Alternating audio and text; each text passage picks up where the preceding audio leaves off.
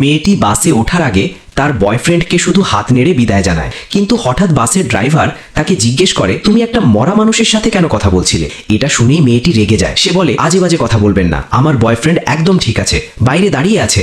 তখন ড্রাইভার শান্তভাবে বলে, বাইরে এত জোরে বৃষ্টি হচ্ছে, অথচ তোমার বয়ফ্রেন্ডের কাছে কোনো ছাতাও নেই, তারপরও তার কাপড় একদম ভেজা নয়, আর তার মুখটাও খুব ফ্যাকাশে।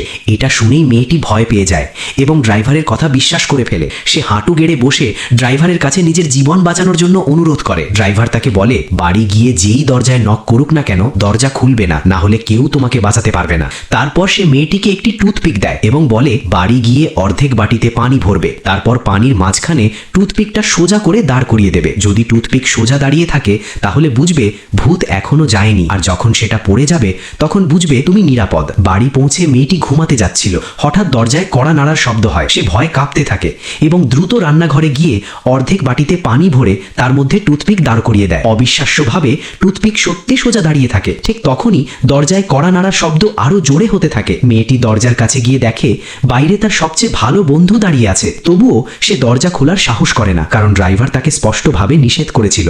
সারা রাত সে ভয়ের মধ্যে কাটিয়ে দেয়। সকালে সে তার বন্ধুকে ফোন করে জিজ্ঞেস করে, তুমি কি গত রাতে আমার বাড়িতে এসেছিলে? কিন্তু তার বন্ধু স্পষ্টভাবে না বলে দেয়। এটা শুনে মেয়েটি পুরোপুরি ভয় পেয়ে যায়। তারপর সে তার বন্ধুকে নিয়ে বাস কোম্পানিতে যায় সেই ড্রাইভারকে খুঁজতে যে তাকে সতর্ক করেছিল, কিন্তু সেখানে গার্ড জানায় সেই ড্রাইভার তো কয়েকদিন আগে এক সড়ক দুর্ঘটনায় মারা গেছে। এটা শুনে মেয়েটির মাথা ঘুরে যায়। ঠিক তখনই তার বয়ফ্রেন্ড ভিডিও কল করে। এখন মেয়েটি বুঝতে পারে না সে কি কলটা রিসিভ করবে নাকি না, কারণ যদি তার বয়ফ্রেন্ড সত্যিই জীবিত হয় তাহলে ড্রাইভারের কথা ভুল ছিল, আর যদি ড্রাইভার ঠিক হয়ে থাকে তাহলে ফোনের ওপারে যে আছে সে মানুষ নয়।